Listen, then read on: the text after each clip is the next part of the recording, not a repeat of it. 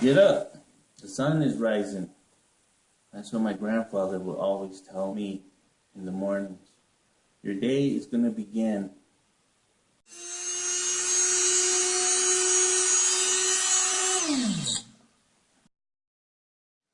My name is Garcia. I am from the Pueblo of San Felipe. I am a traditional artist. I'm passing on everything that I had learned from my mother, my grandfather, my grandmother, onto my daughters, and sharing the old techniques in jewelry making and going back as far as doing he-she work, drilling turquoise, nuggets, and it's been really fulfilling for me to be able to do this and to be able to work alongside my kids, and it just brings joy to me. And for me, that is what drives me in today's art world, knowing that I shared my experiences with them and watching them make their own jewelry in their own styles. My name is Monica Lovato. I'm from the Pueblos of San Felipe and Santo Domingo. I am a metalsmith. I work in mixed metals, and I've been working with my father. It's been a really nice collaboration working with his more traditional style and with my more contemporary.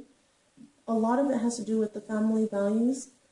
It's been really, really great being able to learn all the generational knowledge that have been passed down. It teaches me to slow down, take a breath, take in my surroundings, and connect to what I'm doing. You can go take classes at different universities, but it's that traditional aspect that you can't get anywhere else except from a master. I am the roots. I am teaching her the basics of traditional work, and all her work reflects of my teaching with the old style, putting them into her contemporary work.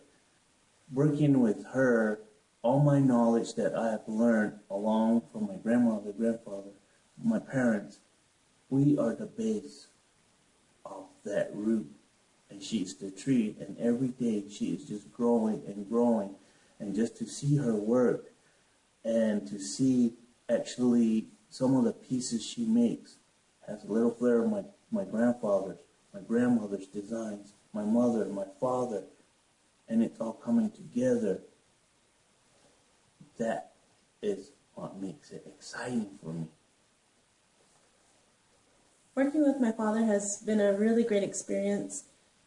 Sometimes he can be the most stubborn, old school artist out there, and sometimes I'll show him something, a new technology, a new device. I have lots of fun showing people, especially new technologies with cooling agents and stuff like that.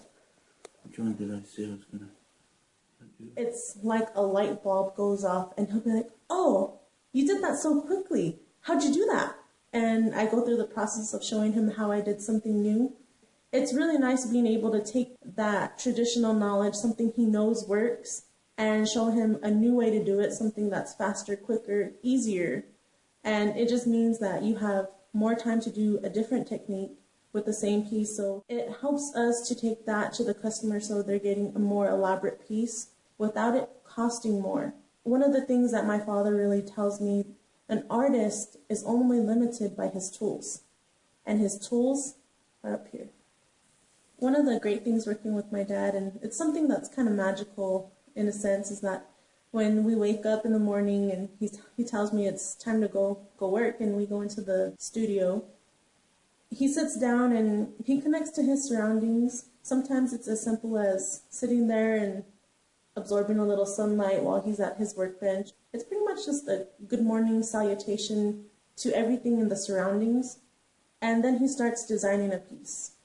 I think that the connection between the surroundings and the artist really, really makes a difference in what is designed, because you're comfortable with where you're at. And when you're comfortable is when the creativity really starts to flow. And once you see that piece there, finished, polished, it's looking beautiful, it's a very humbling feeling to know that that piece came from nothing. It came from raw materials.